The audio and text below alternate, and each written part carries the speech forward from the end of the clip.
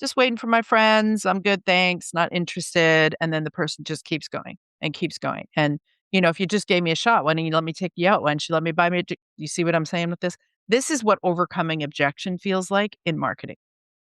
So if somebody is objecting to your services, it's because one of three things is happening.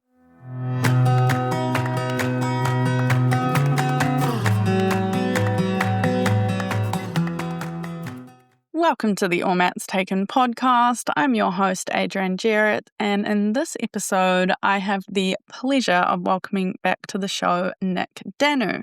She is an absolutely incredible yin yoga teacher, yin teacher trainer, and host of the Yin Yoga podcast, and she is also a business mentor for fellow yoga teachers. So she passes on all of the amazing things that she has learned about being successful in this career.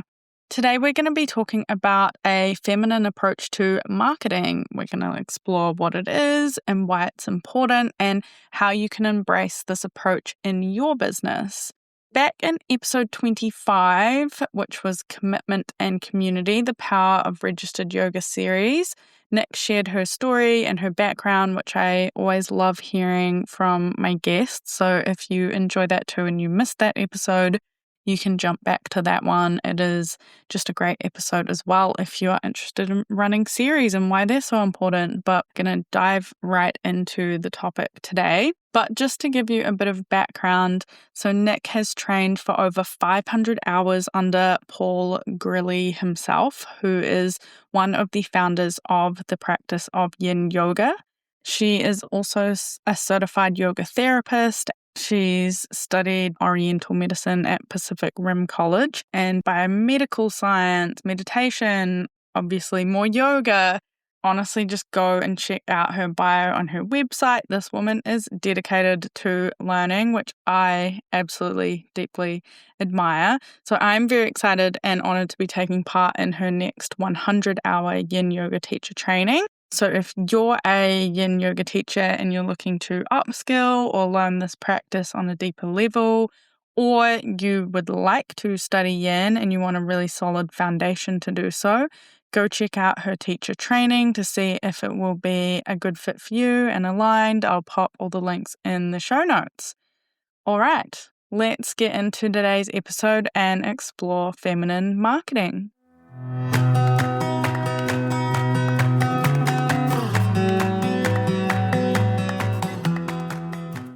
Welcome, Nyk. Thank you so much for coming back on the show. It's such a pleasure to talk to you. And we're going to be exploring a feminine approach to marketing, which I am very excited about and hearing your thoughts on this. To get started, would you like to explain how you got into this style of marketing? Sure. Way back when I had my breakdown to breakthrough in my early teaching career, where I realized that I was not going to be able to just get another class and get another class and get another class and actually feed myself. I, made it my mission. I took every free webinar, all the things. And then I took an online business course. And although I got a lot out of that online business course, because and this was many years ago, I didn't have a blog, I didn't have a newsletter, I had a website, but it was awful. Um, you know, so I really needed this course and it was really, really helpful. And even though it was run by a woman, it still felt very kind of slick, bro marketing, hustle culture-y, baller was words that were, it still felt really masculine. And to be frank, then I would have to then take all the gold from that course, because there was a lot of it, that good information, and then sit with it and go, okay, how can I use this information in a way, and this skill set that I'm learning in a way that doesn't feel gross, and doesn't feel slimy, and doesn't feel like I suddenly have to, you know, grow a penis in order to use these marketing techniques because it's all so masculine. Um, and so that's kind of how it started. I started just with kind of looking at ways that I could take the gross out of it, and then eventually it evolved into which is the name of my kind of signature course, Marketing for Heart. I was like, okay, how can I put some heart in here? And then it gradually it struck me that it was like, oh, when I say heart, I'm actually meaning like this is like a feminine approach to marketing. Um, so that's kind of how it hit.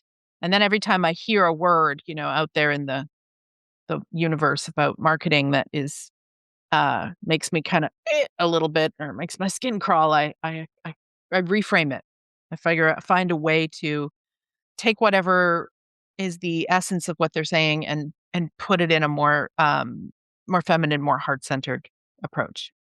How does feminine approach differ from the masculine approach? Yeah, so I wanna say, first of all, that I'm talking about feminine energy, not being female, because we all have masculine and feminine energy, or yin and yang in us, and we need both. So, if I had only feminine marketing ideas, but no masculine energy behind it, well, then I wouldn't do anything with them. Like, that's the driving force, but the heart or the soul of it, um, or I often think of it like I'm gonna use a Chinese medicine reference, if that's okay. So I teach yin yoga and I studied Chinese medicine for a number of years. And one of the relationships with the organ pairs, the liver, for example, and the gallbladder are paired organs. And it is said that the liver is what's the yin organ, and the liver is the dreamer, the envisioner, the kind of the genius, behind all of it. It's the visionary, and then the gallbladder is the one that makes it so. The gallbladder is the one that's like, "Okay, I'm gonna take all of your dreams and plans, and now I'm gonna start implementing and making it happen." But what I find in our culture is that it's all gallbladder energy and not enough of the feminine or the liver. And so that's kind of what I think of when I think of, feminine energy or feminine marketing. I think of it as, it's this kind of wiser, more grounded approach. I've got a whole bunch of kind of like swaps for words that we always hear, which might help kind of bring this home more. Um, but I have to say, also, I'm not at all afraid so some of these things in our marketing world, I can take and I can look at them and I can find the gold in it and I can change it, and some of it just needs to be tossed out. Like some of it, I'm just like, no, I don't do that. Actually, that's gross. Um, Overcoming objections would be a perfect example of that. I'm not overcoming people's objections. Um, the analogy I often think of because I believe in consent and I believe that there's a right time and a right place and a right person. And so the analogy I'll often use with that is, every woman and probably some men have been in this position where you're meeting your friends perhaps at a lounge or a pub or something, and you're there first, and so you're sitting having your drink, waiting for your friends, and somebody rolls up on you and's like, "Hey, how's it going? You know, what are you doing? What's your name? Tell me about yourself. Blah blah blah." And you kind of politely are just like, just waiting for my friends. I'm good, thanks. Not interested. And then the person just keeps going and keeps going. And, if you just gave me a shot, why don't you let me take you out? Why don't you let me buy me you see what I'm saying with this? This is what overcoming objection feels like in marketing. So if somebody is objecting to your services, it's because one of three things is happening. You haven't communicated what you do and who you serve well enough for them to know right away whether it's a fit or not, in which case you got to go back to your marketing material. It's not a fit for them. You're not the person. Maybe they're better off with somebody else, or it's not the right time. But in any of those, this kind of heavy, pushy, overcoming objections, kind of sleazoid approach of like, let me talk you into why my program is so perfect for you. Um, it's not going to work. Or if it does work, you're going to know that you have people in your program who didn't actually consent to being there. So it's gross. So that's the one that it's like, I didn't like tweak overcoming objections. I just don't overcome objections. It's like, if it's not a fit, it's not a fit. It's one thing to like answer questions and Totally. then a completely different thing to like overcome the objections. That reminds me of when I was like 18 and I was working in a call center, and it's so like pushy, pushy, pushy marketing. And I was selling insurance, And my manager came and he was like, look, you could have got this one. And like the guy just got to a point, like I did the thing, the spiel, went through the questions. And there was a point where I was like, yeah, he doesn't really need it. Like, or he's not interested. So I let it go and he was like, you could have done it. Like, you could have got it. And I just remember feeling in that moment, like, if that's what you require of me, like, he was genuinely interested and genuinely asked a bunch of questions and genuinely it didn't seem like a good fit for him or the right time. And I was like, I can't do that. Mhm. That's not what I'm going to be doing. Mhm. And then you do get to a point where you're just like, they're just saying yes to get away from it because they don't want to like have this conversation anymore. Yeah. How much do I have to pay you to get out of this conversation? Either that or they hang up on you, one or the other, Yeah. and neither's good. We don't want either of those. So I would say that, a lot of these I'll share with you are kind of reframes, but that there's just some things I just don't do. I'm just like, no.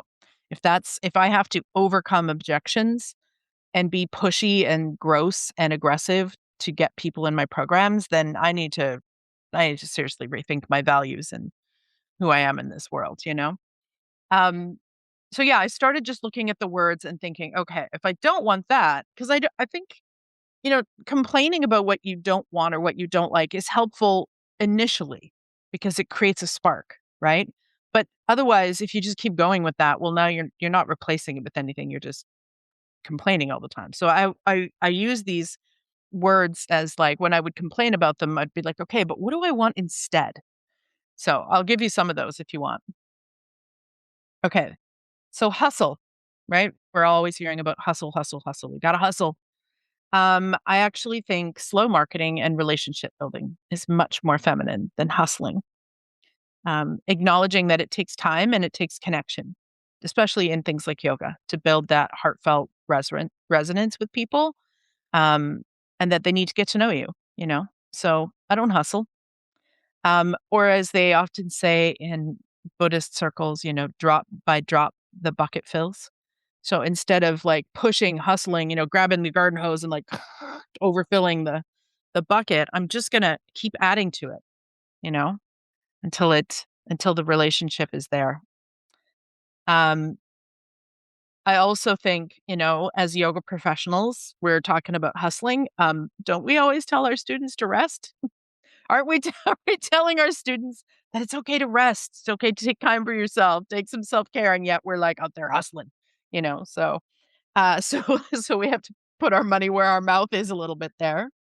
And then I like to think of building my business instead of hustling all the time because there are times where you do have to be a little bit more masculine. You have to push a little bit more.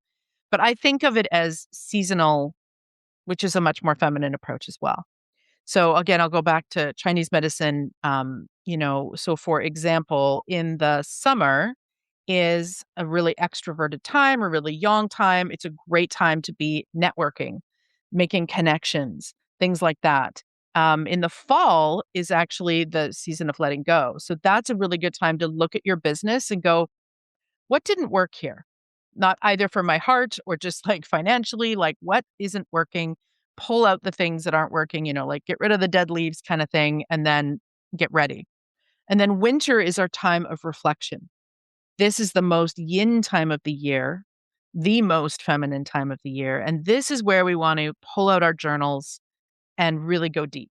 Why are you doing what you're doing? What are your dreams? That's the time to dive deep. And then the spring is this envisioning time and this seed planting time, right? So, this is where you're like, okay, I'm clear. I've cleared space in the fall. I've done the inner work in the winter to know what it is that I want to build. And now in the spring, now we be hustling. Now we be taking these visions and dreams and we're like taking action, right? Like that gallbladder energy of like marching forward with these things and planting the seeds and growth. So I like to think of my business in those seasons, and I feel like that's a far more earth-friendly and feminine approach to marketing. And when you can kind of now that doesn't mean that I'm not promoting my stuff all year. It's not like I just sit resting on my laurels all winter and don't talk about my offers, but it just means that I'm taking some of the pressure off, and it's giving me the time and the clarity as well. Because sometimes we get so caught up in the running of our business that we don't ever take the time to slow down and go, wait, what's not working? What do I actually want? Why am I even doing this? Why did I start this crazy business in the first place? So, a seasonal business phase instead of a constant hustle allows for that time for you to really, I think, be more effective actually, because you've had the rest. And then you haven't just started adding things. Like you said, you've got things on your list that you're just doing all the time and you're just doing them because you have to be doing them. And that's the business. And it keeps adding things on top of it. And then you can actually take a pause and reflect. That's really important. And then there's seasons within those seasons. Mm-hmm. Was we're feminine, we can go with the moon cycle. We can go with our own cycles as Totally. well. I definitely found a huge difference in the way I was functioning a few years ago. I'm not cycling at the moment because I'm breastfeeding, but when I would follow, there's certain parts of my cycle that I just can't. Yeah. And there's certain parts where I'm full of energy. So that's the time to start stuff and go Yes. talk to stuff and create stuff. And then the other periods, it's time for maybe planning and reflecting or just nourishing, and following my own cycle made such a massive difference. Huge. Yes. And when you're following your own cycle and on those days, like you said, where you just can't, those are great days to do stupid, silly, menial stuff that needs to be done, like cleaning out your inbox, cleaning your desktop, like the stuff that is always on the to-do list but never gets done. Those days where you're brain dead and you just want to sit with your hot cocoa, those are days to delete, delete, things like that. Yeah. Another one is grind, right? People are always grinding. I don't know why anybody would want to grind. Um, Personally, it's not even a word that, it's not something I want to do. Rise and grind. No, no, thank you. I like to rise slowly in a gentle way. And so I think when you are filled with purpose, then that's a more feminine approach to grinding, right? When what wakes you up, what gets you going in the morning is actually your purpose in life. It's your why. That's a bigger draw to me. Um, Crushing it. There's another example. Why are we so violent? Why are we grinding and crushing everything, So rather than crushing it, I like to think about thriving. Uh, Leveling up. This is another one. I got to level up, and some people think they have to keep leveling up forever in their business. That's madness. Um, but I like to think of it as, instead of leveling up, am I able to increase my contribution? As opposed to just this, like video game. Okay, now I'm on the next level. Well, now what? What's the point of leveling up? Making the sale versus, is there resonance and inviting people to the party? So, for example, we don't live near each other. If we did, I would invite you over to a party, although I don't party, but you know what I mean. It's a tea party. They count. Yeah, we can hang out with cats and tea. Exactly. Talk about yoga. But, to me, when you've spent the time with your clients, letting them get to know you, and then when you do have an offer, it's just, you're literally saying, "Hey, I have this thing. I think you might like it. It might be helpful. Check it out. If it feels right, if it resonates, or as my marketing coach always says, if it feels like a fit, um, then you should come." Right? So if I had said that to you, it's like, "Hey, I'm having a couple other yoga teachers over Saturday afternoon. We're going to play some board games and probably mostly talk about yoga and drink tea and hang out with my cats. If it sounds like something you'd like, you should come." Right? But that's so different than me trying to make a sale, right? It's open armed, it's invitational, and it's resonant. Um Another one, ROI. Ugh, I don't like that word. So rather than a return on investment, for those of you who don't speak business speak, I like to think of this as a circular economy and a marketplace.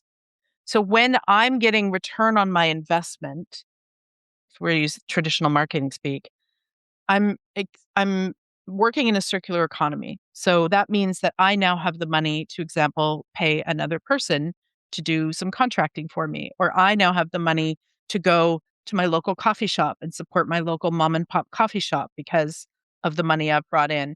I can now buy local organic cotton leggings that were made sweatshop free because Do you know what I mean? So I'm always looking at it as rather than like this black and white, what is the return on my investment?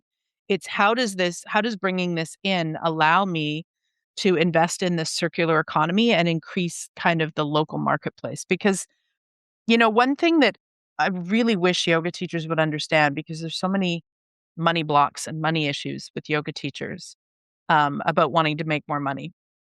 And, whether we like it or not, we're voting with our dollar every day. Every purchase you make says, I value this or I don't value this. And most of us are not conscious about that unless this has become part of our practice, which it has for me. Um, and when you make more money, then you're able to support the things you believe in, right? If you're not making money because you're like you're afraid of money, or you think money's gross or money's evil or whatever it is, then you can't buy organic cotton leggings made by your local female entrepreneur, because you got to just buy what you can afford at Costco or wherever. Um, and so this is why I think of this as like this circular economy. The more money I make, the more I can then invest in my community, in the businesses that I believe in the causes that I believe in the little local businesses, in the non-for-profits that I believe in, et cetera, et cetera. So I like to think of it as like a circular economy. It's like when I make more, we all make more, right? Um, Hacking, that's another good one. We're always hacking at things in business. Have you noticed this? We're hacking, hacking, hacking, hacking. Um, Versus working smarter and using your intuition. So I'm not at all above the energy behind a hack, meaning like, can we save some time and energy on this? Yes, please, let's do that. So I'm all for working smarter, not harder, but also I need to do that from a place of my own intuition and slowing down. And then that's where it comes from, as opposed to me just kind of randomly, grabbing all these hacks. Productivity, it's another one. When we live in, as most of us listening to this do, kind of I'm not anti-capitalist, but we live in a predatory capitalist society. It's gone way beyond, I think, its original intentions. And when we live in a society like that, we can get so obsessed with productivity. How much am I producing? How much did I get done today? Checking things off the to-do list and giving ourselves a pat on the back. And I think that the energy behind that is just so masculine again and linear. Whereas I like to think of it as, what am I creating in the world? What am I creating? What am I putting out there as like my creations, as opposed to like, what am I producing? It's not an assembly line. It's a craftsperson. Um, Leveling up. It's another one. I like to think of it as learning to fly. Uh, yeah. Making the sale. We talked about this one a little bit already, but versus resonance. Like, is this a good fit? I have turned clients away, private clients, because I know someone who's way better to serve them than me. So yeah, I could just be like, yeah, I'm a yoga therapist. Here's one example. I had a woman referred to me by a colleague who just knew I was a yoga therapist, but didn't realize that there's like specialties within yoga therapy. And this woman was a cancer survivor. She survived breast cancer. She was done her treatment. She was wanting to get into yoga and get back into the world. The woman was also an elder to me, by probably about 15, 20 years. And so I could have been like, okay, I took some stuff on cancer. Let me pull out my manuals and reread that. Or I could refer her, which is what I did, to a colleague of mine who is also a breast cancer survivor and a yoga therapist and in the same demographic and age bracket, which makes way more sense, right? So when we are obsessed with making a sale, we're not taking that step back to go, wait a minute, who is best served here? Am I the best person to serve this person? If not, can I gleefully refer them on to someone else, knowing that that's going to come back when somebody has a client that maybe is perfect for me, or that client is like, oh, thank you for referring me to somebody. What is it that you specialize in? So rather than making the sale, is it a fit? Does it resonate? Is that heart connection there? Yeah, and I like the idea that you're not thinking about it as like, oh, I've lost that client or I've lost that sale. changing that to like, it will come back around again. Because like you said, the person that you helped was like, wow, she was really helpful. So you're now in their mind, and also the teacher potentially that you referred them to. So it's just like a pay it forward kind of thing, effectively, in that circular economy once again. Yeah. And then another one on ROI is or up leveling or earning more, or is my focus is, am I prosperous enough to be making a heartfelt contribution to the world around? That's my goal. Quarterly projections versus seasonal wisdom. We talked already a little bit about this, the wisdom of the season. So rather than going, this is my projection for each quarter, knowing that some seasons might be higher, and that's because in the other seasons you're planting the seeds and you're doing the work of figuring this out. Um, this one is a little bit controversial, so I'll leave that one till the last one. Uh, a growth mindset. It's another one I don't love. Um, I don't think that we should always want to be growing, growing, growing, growing, growing. More is not better. It's just more. And I think that there has to be the feminine wisdom sits with it and goes, what do I need to be able to sustain myself comfortably and feel solid and sovereign and to be able to contribute to my community? And that is enough, you know? Um, just look at our planet. It's a perfect example of growth mindset, right? More, more, more, more, more, more. Let's just extract. Let's just build. Let's expand without ever stopping to go, actually, do I have enough? Like maybe I'm good here. Or maybe if I do earn more, it's because I want to be able to, support more, invest more and save more and, help people more. Um, and then the other one, that I often will hear people talk about is discovery calls. And I would like to just lovingly call us out on this, that 90% of the time when people say discovery call, what they actually mean is sales call. They're using the word discovery call, but actually that person's going to get on the phone with you and it's going to be a hard sell. And you're going to be overcoming objections and you're going to be attached to whether or not that person signs up to your program or your class or whatever. So I just don't do them at all. Um, I believe in putting enough valuable content out there regularly, again, drop by drop, the bucket fills, so that people can really see who I am, what I stand for, what I believe, and what it might be like to work with me. And then they just know without me having to do a discovery call. They get an email and they're like, what? I've done like 4 or 5 of her free videos. You know what? I do want to sign up for that registered series because I've had a chance, they've had a chance to get to know me. So I don't have to do a discovery call where I convince them that I am the one who can solve all their problems. Um, which again feels gross and feels like that overcoming objection energy. And rather, I've given them enough content that they can consume, they can look at in their own time. Again, the slow marketing, um, and then they can decide, is this for me or is this not for me? Now, I'll always answer questions, of course, if people have questions. But I would say that in the yoga industry, we've unfortunately adopted some of the things just from the overarching sort of online marketing business, and discovery calls, which are just disguised as sales calls, is one of those. Now, if you are able to do a true discovery call where you are really not attached to whether or not that person signs up for your offer, and you are just trying to find out, is this a good fit? And you're actually willing to say to that person, you know what? Actually, I don't think my program is what you need. I'm going to refer you here.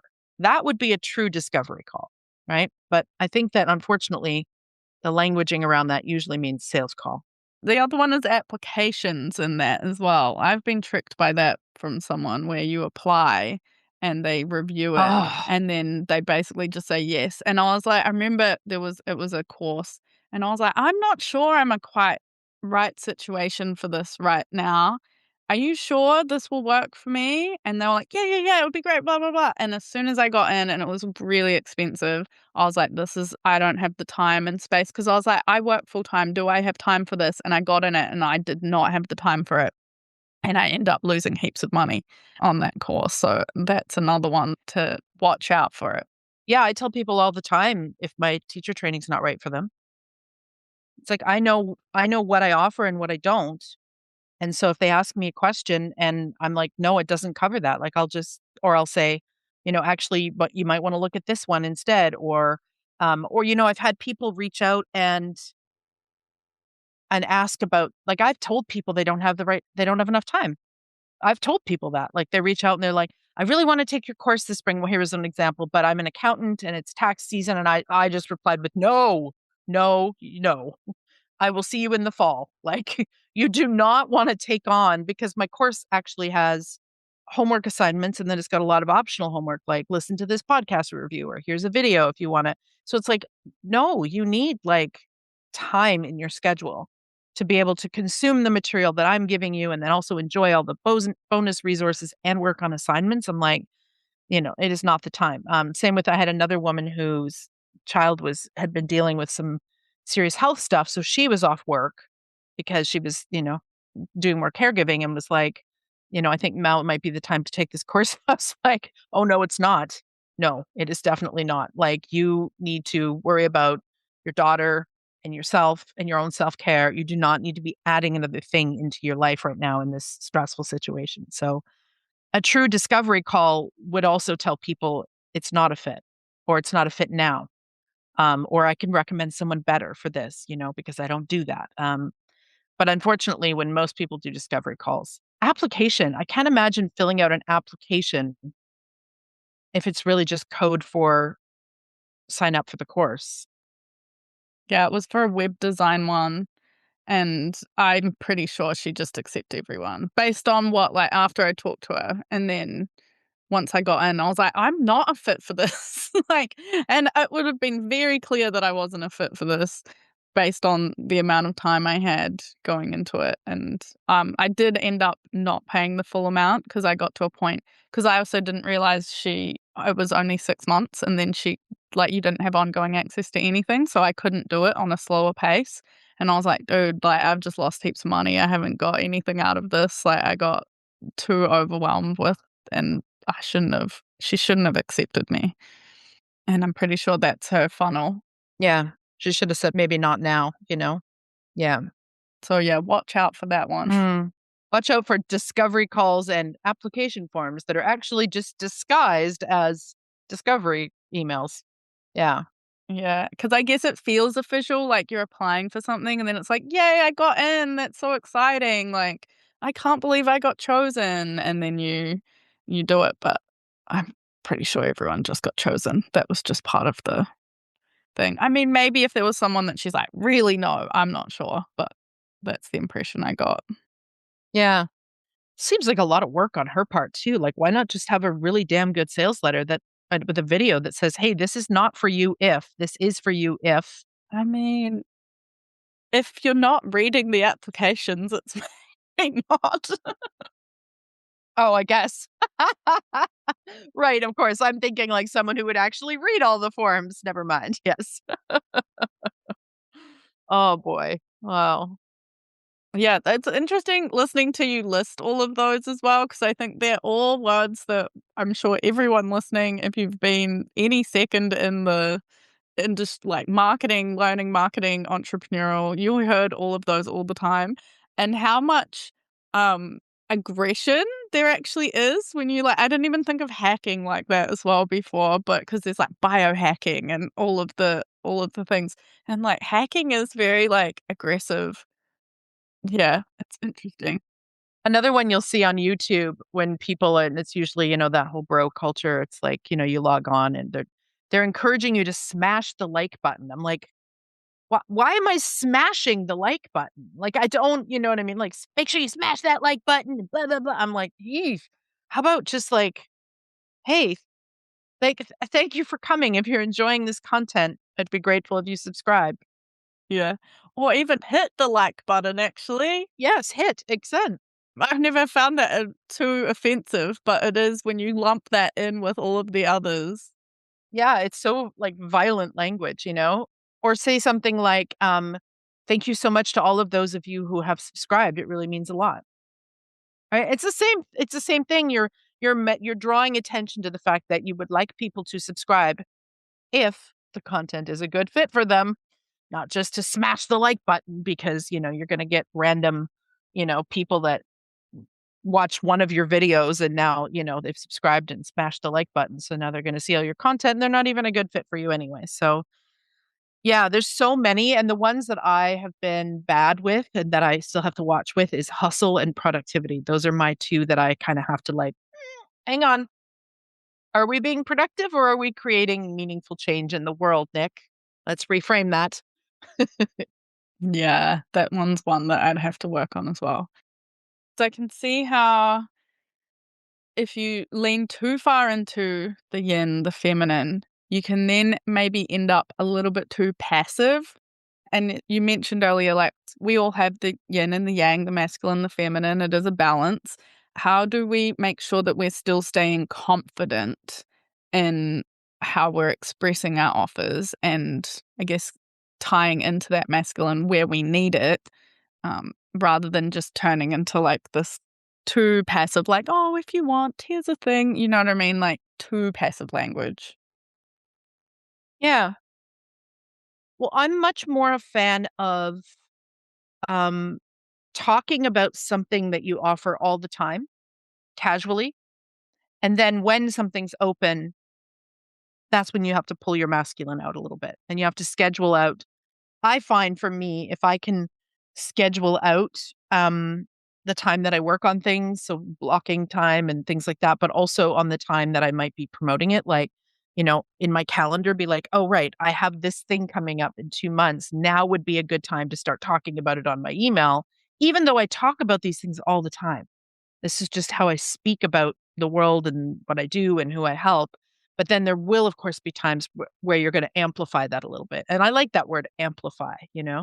Um, it's like I'm gonna take what I've been saying quietly all this time, and now I'm gonna grab a megaphone and go, "Hello there, friends. If you've been enjoying this, now's the time. If you've been enjoying it, to check it out." Yeah. So just amplifying it at the time that things are registered. Now, this is a bit tricky for teachers that are still teaching drop-in classes, um, because the where they're gonna be always feeling like they need to amplify. So I'm sure you can put our previous episode in the show notes about that, about why drop-in classes are not so good for business. Um, but yeah, I think of it as, you know, I'm always, for example, I'm always talking about and posting about my yin training, but it only runs twice a year. But I don't just wait until twice a year. I'm always saying on my podcast, like, hey, if this podcast resonates with you, if you love this material, if you've been getting aha moments from this, like, get on the wait list. So I'm saying that in pretty much every episode or every second episode. And then when registrations open, I'm going to open it first to the wait list because that's the whole point of having a wait list is that they get the dibs first. And then I'm going to start, posting it on social media and in the groups and things like that. But I'm still talking about it the whole time, right? Like drop by drop, the bucket fills. And if we can think of this kind of slow, steady, kind of drop by drop, then we also don't feel as stressed when it is time to when something is launching or, when now we're like, okay, now it's time to sign up for the things. We won't feel as stressed about it. And we also won't feel the need to be as pushy because we have been talking about it the whole time. It's not like you're taking a totally cold audience who has no idea what you do and who you do it for. And then all of a sudden you're like, let me slam all this information into you in like 5 emails. It's like it's been trickling through the whole time. It's been the little babbling brook of like, this is what I do. This is who I help. Oh, by the way, now this is open for you. Um, so yeah, there is a time where you do have to amplify, step it up a little bit, slightly get into your masculine, like when things are actually open to register. And before that, I think is the feminine time where you're just like, talking about it slowly, trickling it in, letting people know what you're up to, referring to it, um, and encouraging people to get on your email list so that when things open, they'll know about it. Yeah. There's two main things I take out of that. One of them is actually talking about your offers, which I think a lot of is a trap people forget to do, and always including a call to action, like making sure that call to action is always present somewhere when you are creating these offers to keep that masculine, like, hello, and in an invitational way. That's one that I am actually not great at is the call to action, the CTA. Especially on things like in my email I am, but like on social media and stuff, it's like I often will forget to just like invite them to, even if it's just something like, hey, if this resonated with you, like the post or share it with a friend. It's like sometimes I forget that like there needs to be a finisher there. So that's a good reminder. Yeah, I had a client a couple years ago and we had that conversation. I did like sort of marketing stuff for her and she was like, I'm not getting people like in the membership. And I was like, how often do you invite them to join? And she was like, because she was very good at emailing. Like she had an email out that was full of value every week. And she was like, oh, I don't really do that. And I was like, well, maybe can we start doing that and see how we go? Mhm. It can be as simple as like a, for example, it could be a PS even. It doesn't need to be heavy. Like, so for example, when I'm registering for my registered semester of classes, which I'm doing right now, I can put a little PS at the bottom that says, hey, if, Zoom classes aren't for you, did you know I have an on-demand video library? Mhm. It's Yeah. like, it's just a little drop, right? It's just a little, you know? One that I've seen, which is she's a web designer, but I follow her and I want to implement this as well because I'm not always great at that. And it also just takes out you having to do it every week, is put a section at the bottom of your emails that's basically exactly the same every time. It's like templated and it just has your offers like, if you're Mhm, interested in this mhm, thing, like here's the podcast, mhm. here's that. And it's effectively a PS and it's in every single email, so it's not, like, pushy or salesy, but it's just like, "Remember, here are all of the things I have," like, and when you're ready, effectively, you're just being slowly like you said, it's trickling in slowly, that you're being, exposed to it, and then eventually, one day when the time is right, you might be like, "Oh, yeah, that's right. Elizabeth has that thing that, I've been meaning to click." I do that in the show notes of the podcast. I have like a link for everything so that, you know, want to join me on Zoom? Here's the link. Want my on demand video library? Here's the link. Want to see all the episodes at a glance? Here's the link. Yeah. Yeah. Just kind of reminding people of what you're up to. And then also I think part of this drop by drop the bucket fills is, and this is where niching comes in and really understanding your people and what they're struggling with, is that your content all the time, whether it's on social or your newsletter or whatever it is, um, should be in service of who you want to serve and what you want to help them with. So just kind of randomly like, oh, here I just posed this asana tutorial of, I don't know, some little warrior flow or something on Instagram. It's like, well, like what are the benefits of that? Like how does that help your people? What is the point of that, content? So when you're also being really intentional with your content, that also helps. So that, again, it's that trickle effect that eventually that little babbling brook has to eventually merge with the ocean. But like along the way, it's trickling. So an example of that might be, um, I often I work with people mostly with back pain and anxiety. And so, rather than just randomly posting something, if I wanted to do a video on Instagram, why wouldn't I post like a quick 5-minute thing that you can do for anxiety? That's a drop that's filling the bucket. I'm not just randomly choosing any breath technique to share, right? I'm going to choose the like 5 that I know that are the most helpful for folks with anxiety. With the caveat, of course, that there's no one size fits everybody. This is why I share 5 of them because this one might work for you and not for you. Um, you know, or things like that. Like when you're sharing content, be intentional with it. Now, I do share things that have absolutely nothing to do with my bottom line, but have everything to do with who I am as a person and what I value in the world. Like one of those is a gratitude post every week. I share a little graphic that just says, pause your scroll, put your hands on your heart, 3 things you're grateful for. Let me know in the comments because it's gratitude Practice is a huge part of my life. It's also part of my classes. We do it at the beginning of every class. And so like that graphic isn't like designed to like, increase my registration in my classes, but it is a conscious and deliberate, intentional invitation for people to slow down and to practice gratitude, which they will get in my classes. So you know, it's on brand, even though it's not there's no real call to action other than put your hands on your heart and let me know what you're grateful for. Um, so yeah, not all calls to action have to be sign up for my email list, although most of us do not do that one enough, myself included, where we're on social going, hey, did you know that actually the real party is happening over here on my email list?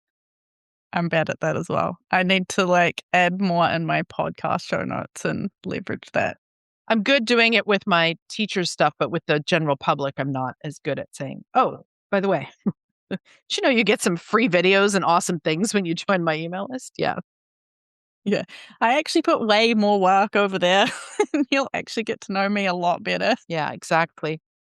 I like that you brought up the gratitude example though, because it demonstrates how you talked about the little babbling stream still, and it's still very on brand, and it's just like that's what you'll be getting. And anyone that's going to resonate with that practice that you share every week, they're going to resonate more with the classes anyway. So it's still adding to that ocean and building up to that ocean as well. Yeah, it's kind of like a getting to know you post, It's like they're getting to know a bit more about me and what's important to me and my classes and my life and my practice. And so they're either going to resonate with it or they're not, right? Do you have any advice for anyone that maybe I would imagine this is more applicable for people that are in a job or a situation that they really like aren't enjoying and they just really, really want to be full-time yoga teacher. They want this to be this whole thing. They like the idea of this feminine marketing, but it is a slower process, which I think is important for everyone to recognize because we've had like this hustle in 3 months' time. You'll be like a millionaire if you do that shoved down our throats on social media for years now. I am seeing a little bit of a twist in that, I think, especially this year, of people being like, no, actually, to build something real, it takes a lot of time. But what advice would you have for someone that's sort of struggling with that wants things to happen a bit faster and wants to see progress in their business while still trying to adopt a slower approach and accepting that slower approach? Figure out your niche. When you try to talk to everyone, you're talking to no one. And that is slow. It's going to take you so long to find your people if you're trying to talk to everyone. But if while you've got your day job, and I work with a lot of teachers in this situation, by the way, who are like, I really love yoga. I'd love to do this full time, and I have bills to pay. How do I get from here to here? So start with your niche. It is so much easier to build quicker when you're really clear on who you're speaking to, because now your website copy speaks directly to them. They're more likely to get on your email list because they're going to read your website copy and go, oh my God, get out of my brain. How did you know? Right? Um, it's going to be easier for you to figure out, who do I network with? So, for example, let's just use my back pain niche, right? So if I know that I work with folks with back pain, well, then it's easier for me to figure out who else helps people with back pain that isn't a yoga teacher that I could now be networking with. But if I'm not specific, how do I know? I help women that are stressed. So 51% of the population is who you help, because I think most women are stressed. So when you can get really specific, it makes it so much easier. Let's just say, for example, one of your business building things might be to do a public talk, like at a library or at a conference. Well, how do you know which ones? Otherwise, you're spinning your wheels. So actually niching, even though it's hard in the beginning, I'm not going to lie, it is not easy. It takes time, and and I think it takes help, and I'm happy to help people with that. Um, I have a video for free when you sign up for my newsletter, but also if you need after that a little more hand holding, I do this all the time. But when you figure out who you're meant to serve and what you're helping them with, now you know how to grab that and take some of that masculine energy, right? And like, okay, Now here's where I'm going to focus. I'm going to, talk to my example might be my chiropractor. I'll use a client example too. I worked with a yoga teacher who was really struggling with her niche. Meanwhile, she was a triathlete, and I was the one who was like, knock, knock. Have you considered maybe yoga for triathletes? Just, just saying. I mean, you know how to do it. You work with these people all the time. You hang out with them on the weekends. That seems like a pretty resonant niche. Never occurred to her. But then the great thing was, then when she was like, yes, okay, yoga for triathletes. Well, now she knows where to promote herself, right? At all the triathlete events. She goes to her run stores. One of the tactics that I got her to do was to contact all the local running stores and say, hey, do you need content for your newsletter? Dear yoga teacher, are you listening? Everybody wants content for their newsletter. And so if you've got a little video, even if it's just something you did on Instagram, a 5-minute stretch, I said, you got a 5-minute, this is what I do after I go for a big run, or the week after a triathlon, this is my self-care, whatever it is, right? Now you give that little content you've already created. It's just sitting there on Instagram. No one's looking at it anyway. And you take it very specifically to where your people live. That's how we build quickly. We have to get super specific and super clear, and we have to push away all the noise and the generalizations and the vagueness of I'm just going to share this hamstring stretch on Instagram. Why do I want to share my hamstrings? you know? Whereas imagine if she comes in at like, hey, fellow triathletes, you know how we're not very good at stretching, blah, blah, blah. Here's my 5-minute routine that I do after a run. Do you see how much more clear that is? She knows exactly who she's talking to. She's speaking their language. Then she can take that content and repurpose it in someone else's newsletter, maybe many newsletters. Um, and that's how you build quickly, more quickly. It still is going to be slow-ish, because in order to be authentic, um, it has to have, and hard, it has to be slow, but it won't be as slow. Sort of like the difference between, I'm going to use a restaurant analogy, fine dining, where you've got your 7 or 8 courses. This is what can happen if you're not clear. You're going to be there for 2.5 hours eating that meal. It's wonderful. But if you're like, I got a movie to get to, that's not where you're going to go. Um, you know, Maybe you want to go somewhere like, I'm thinking of a local place we have here. That's poke. The poke translate to everyone? It's like, a bowl. It's a Hawaiian thing, and you get to choose all the stuff that goes in your bowl. Do you want it on rice? Do you want it on greens? It's like, it's super healthy, super yummy, but it's also quicker, right? But it's not fast food. It's not gross and, greasy like fast food, where you're just like, you're over masculine and you're like, do this, do this, do this. That would be like the fast food. I think poke is a good analogy. It's like you can be poke if you niche. You don't have to worry about being slimy and gross and trying to get everybody, but you also don't have to have it be so long and drawn out that you're like 10 years later, you're like, what was I doing with this business thing again? Or you can see people coming in. And that also is going to fill your cup more when you are working with people that you really resonate with and you are really uniquely suited to serve, and you can see how much of a difference your teaching and the yoga is making in their lives. I mean, that's what's going to fill your cup, right? So that you can keep going with all of this stuff. Yeah, that makes sense. That's a good example to try and narrow your niche, and I'll leave a link for Nyk's niching workshop. It's really, really valuable for anyone that is stuck on that as well. All right. We have rapid fire question end. So, what is one marketing strategy that has worked better than you expected? Okay, friends, are you ready for this? Posters. Nice. Not online, not social media, not my email list, hanging posters regularly, all the time, not just when you have an event. So, again, if you're niched, right, your poster is going to be describing your business and who you like to work with. Your website is on there. You're out with your friends for lunch. You go find that bulletin board, you hang a poster. Stick to some well designed colored posters that are niched in your bag with your tape and your tacks, and always have that little book bag in your car or with you if you're out and about, postering. 90% of the people that come to me that are new either came of referral, so a friend referring, or they saw my poster. Nice. And posters have worked for me as well. And that's dirt cheap advertising. Now, if you only work online, you can still poster.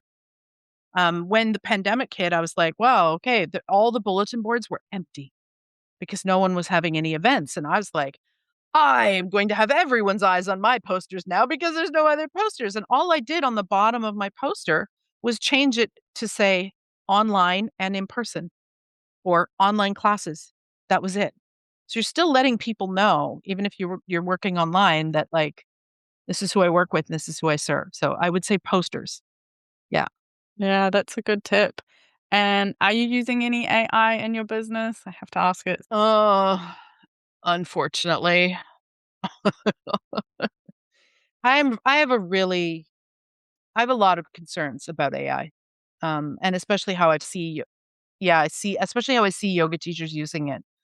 When I see people saying going into AI and say, "Hey, write me my class plan for my next class," that hurts my heart a little. Or, "Here, write me this yoga nidra script," or "I need a guided meditation. AI, write it for me." That really kind of hurts me. Um, because I think that those are skills we need to have. However, I'm also a podcaster. And I'm a solo show over here, much like you. And so by the time I record the episode, edit the episode, and make the graphics for the episode, now my mind is like, beep, like there's nothing. There's no words. I can't write a blog post about that. I don't know what to do with show notes. And so I use AI for that through my scheduling or through my editing software. Um, now that being said, it is writing those things on my transcript. So it is using my words and my ideas and my guests' words and their ideas in the transcript. Then I have to take that and make it sound like it's me.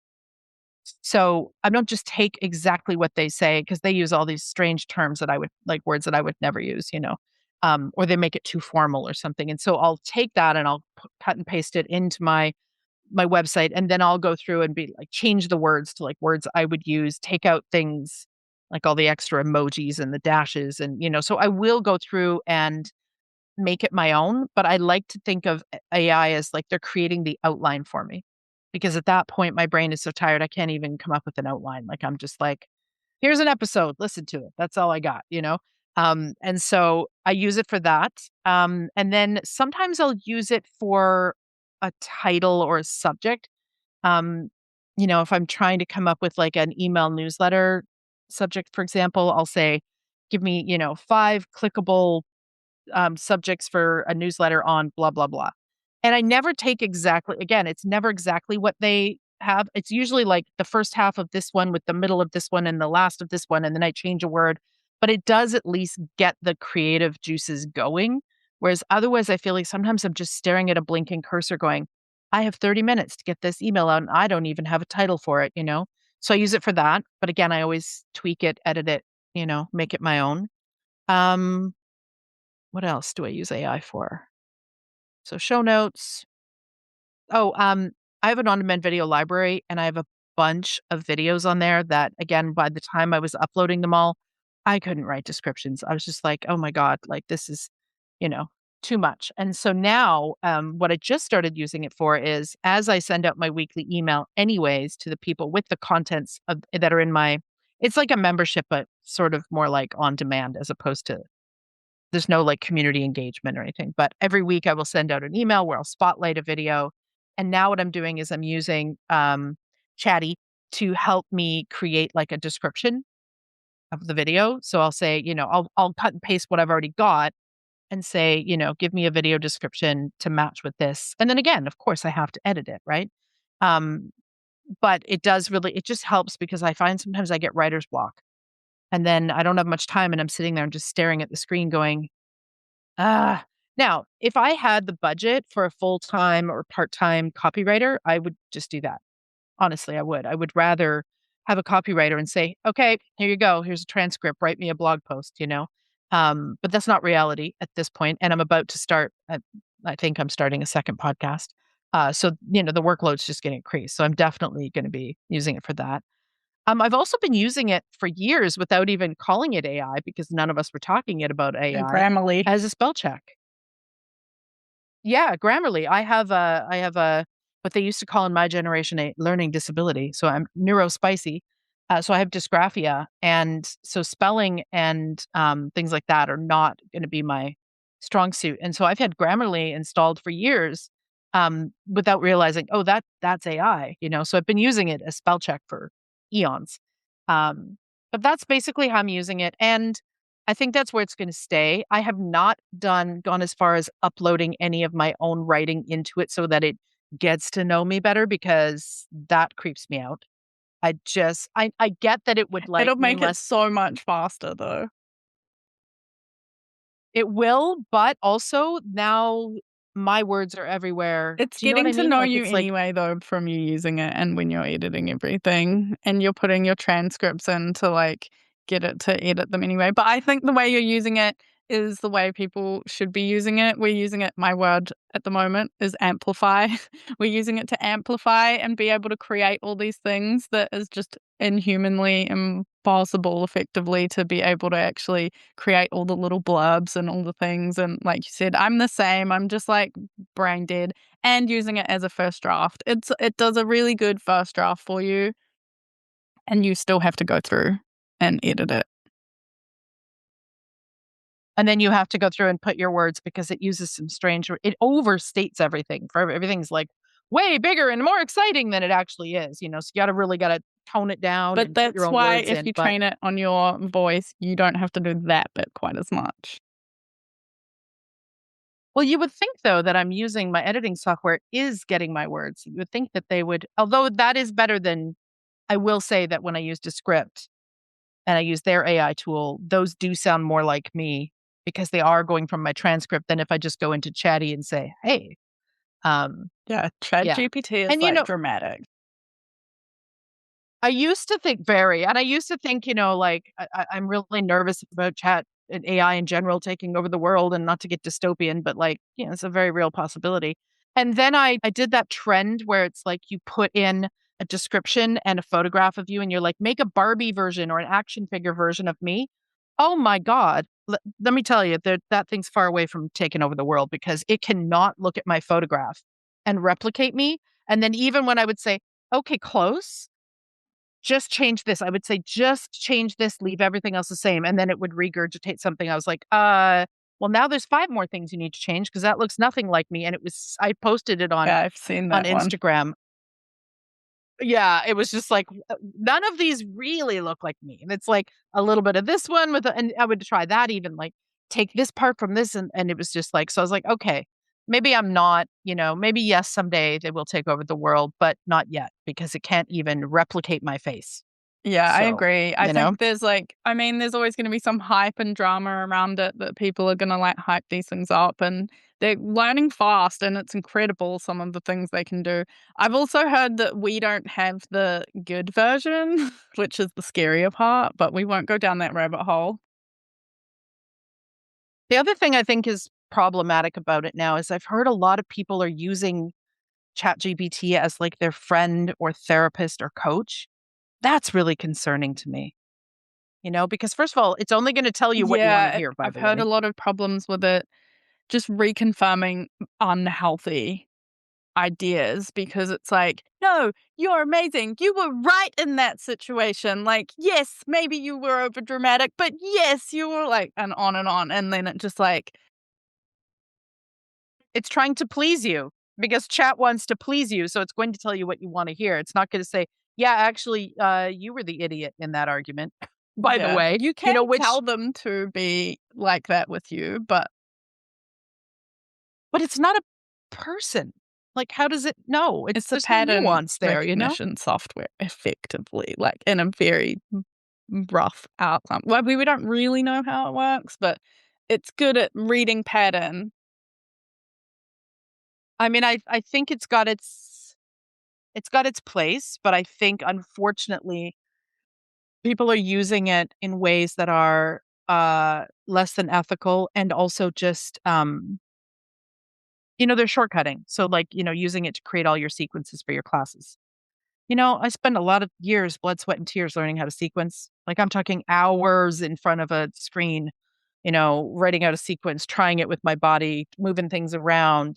There is value in learning to do these things yourself before you use the tool to do it for you. So if you had like 20 awesome sequences and you put them into chat and said, take these as a base and make me a new sequence, I still don't love it, but it's better than just make me a yoga sequence, you know?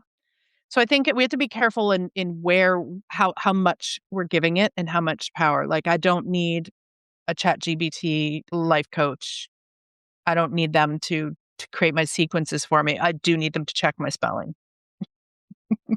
I could go on about AI for a while, but I can hear the baby screaming. So Time to get up. One final question. If there's just like one final thing from this conversation that you wish yoga teachers understood, either about being a teacher or an entrepreneur, what would you like to leave everyone with? Don't be so quick to market your business that you don't sit with the techniques that you hear from people. Sit with them. How does it feel in your body? Is what someone asking you to do, does it feel a little a little ick? Then it's not for you. Find a different way. Maybe I call it feminine. You could call it heart-centered. You could call it just your own way, marching to the beat of your own drum, whatever it is. But like, there's so much of us out there that don't feel like we have the confidence to market well, so that we just listen to all the noise coming in. And that's when, even in our wellness circles, we get these really gross, slimy marketing techniques coming in. Whereas I think if we just sat with it a little bit and was like, okay, so my goal is I want more people on my email list. How can I do that in a not gross Just way? to add on to that, I think it's also important to sit with them because it's very easy to get swept up in someone's way of doing things and they'll promise that this is the path. And yes, that might work for them. It might work for some people that follow their path exactly, but there's going to be some people that will follow that path exactly and it doesn't work for because it just isn't quite working to your strengths or you feel a bit gross about it and that's coming through in some way. In my opinion, if anyone says they have the way, run. They're lying. There is no one way. There's a multitude of paths through the forest. Yes. Yes, to that on all of the levels. Thank you so much for joining me today, Nick. It has been a pleasure as always, and I look forward to whatever our next conversation will be. Probably around niching, because we keep saying we'll do that one. Yes.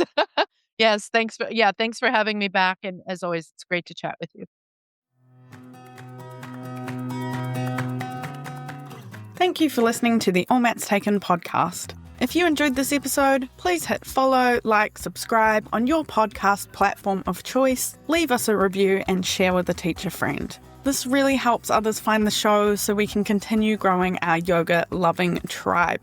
I am endlessly grateful for all your support. Have a beautiful day and I'll see you next time.